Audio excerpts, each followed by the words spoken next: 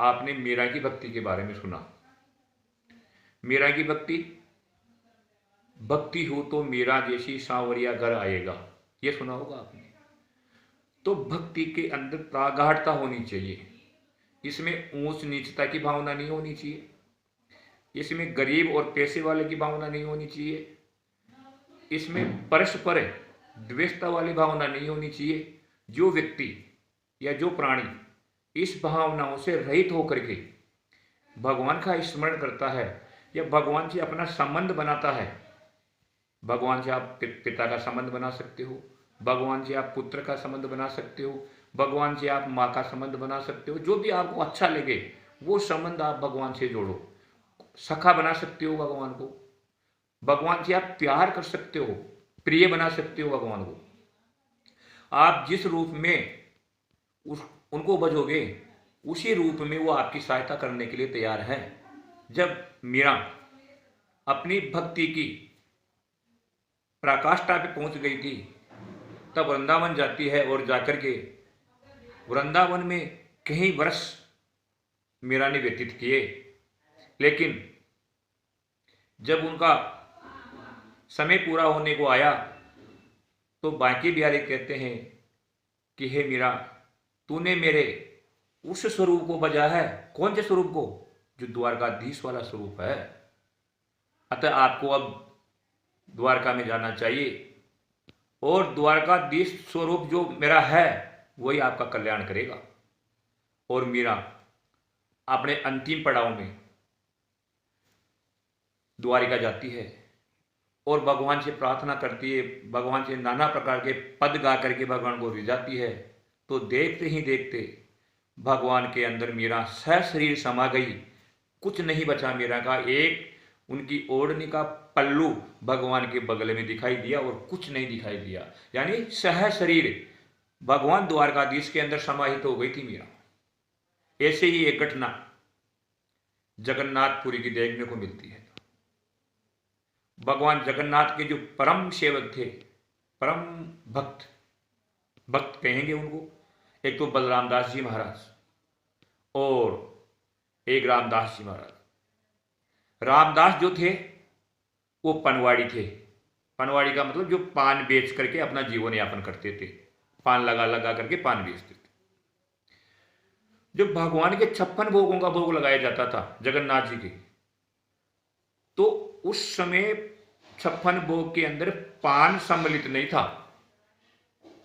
पान का भोग नहीं लगाते थे भगवान के। और जो रामदास जी थे वो भगवान से इतना स्नेह करते थे, इतना प्रेम करते थे कि ठाकुर जी के नाना प्रकार के व्यंजनों का भोग लगाया जाता है।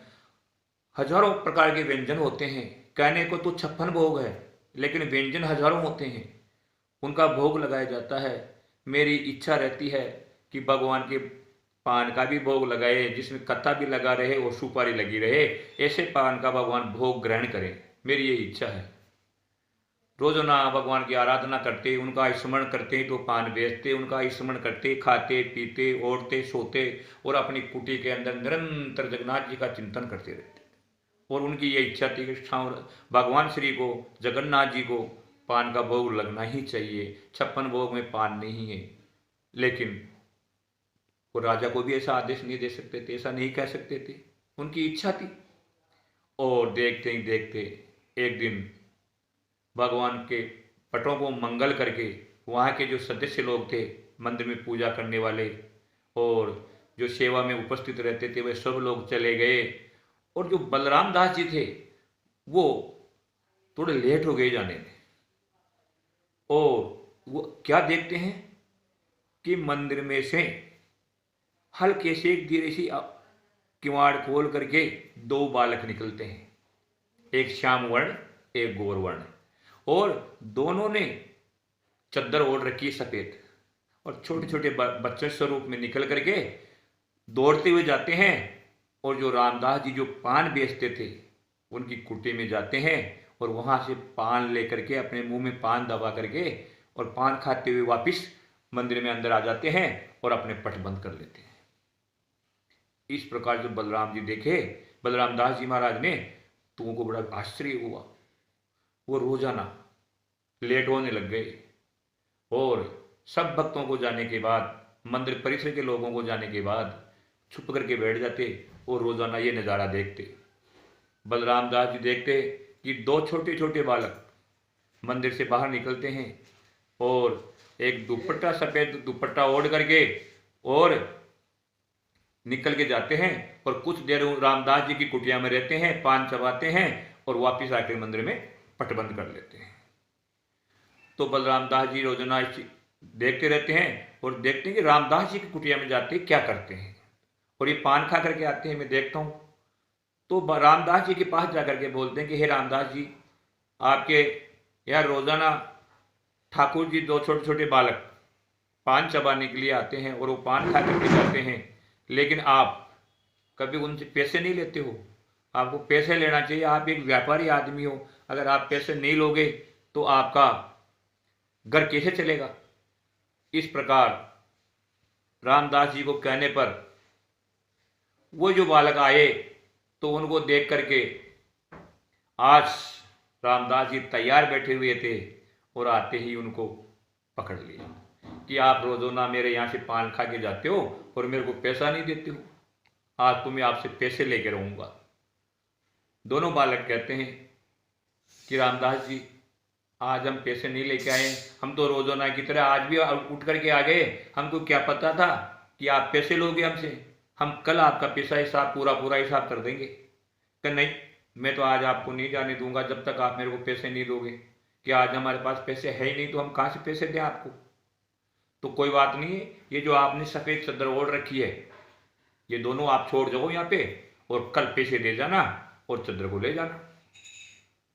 भक्ति के भाव से विभोर होकर के, भक्त के वश में होकर के भगवान आज जो छोटे छोटे बालक बने हुए हैं उन्होंने वो चादरें छोड़ करके नग्गे बदन, अधो वस्त्र तो लगे हुए हैं, ऊपरी वस्त्र को जो रात को भगवान को ओढ़ा करके पुजारी लोग ओढ़ा करके शयन करा करके जाते थे, वो वस्त्र आज वहां दे करके आ गए।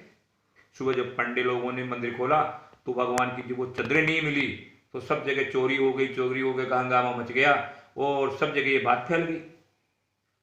वहां के उस समय राजा थे रुद्र प्रताप।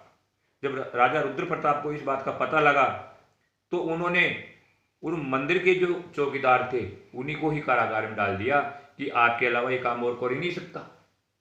अगर कोई चोर चोरी करने के लिए आता तो भगवान के अन्य जो महंगे महंगे आभूषण हैं उनको थोड़ी ना छोड़ के जाता, ये तो तुम लोगों की ही 420 है। जब भगवान को पता लगा कि हमारे इस काम से हमारे निर्दोष चौकीदार जेल में डाल दिए गए हैं, तो दूसरी रात्रि को जाकर के रामदास जी के यहाँ पान खाते हैं और उनका पैसा दे करके आ जाते हैं और चादर ला करके उसी मंदिर में वापस विराजमान हो जाते हैं। दूसरे रोज चादर मिल जाती है। जब चादर वापस मिल गई तो राजा ने सोचा कि मैंने अनायास ही चौकीदारों को दंड दे दिया, और उसी समय जो बलराम दास जी रोजाना इस नज़ारे को देखते थे वो राजा के सामने सम्मुख उपस्थित होते हैं। वो राजा प्रताप जी से रुद्र प्रताप से कहते हैं कि ये जो प्रक्रिया हुई है या ये जो आप दंड दिया है ये दोनों निर्दोष है। भगवान स्वयं पान खाने के लिए रामदास जी के यहाँ आया करते थे और वो पान खा करके वापिस मंदिर में जाया करते थे। रामदास जी ने पान के बदले में उस चादरों को रखी और वो चादर चोरी नहीं हुई थी। जब ये सारी घटना राजा रुद्र प्रताप को पता लगा तो उसी रोज से उन्होंने ढिढोरा पिटवा दिया और 56 भोग के अंदर पान को सम्मिलित कर दिया। तब से जब भी कहीं पर भी 56 भोग लगता है तो पान अवश्य लगाया जाता है, क्योंकि पान के बिना जो संपूर्ण भोजन है वो पर्याप्त नहीं माना जाता। तो भक्ति में इतनी प्रगाढ़ता होनी चाहिए, इतनी लावण्यता होनी चाहिए, इतनी निष्कपटता होनी चाहिए, तब ही भगवान घर आते हैं।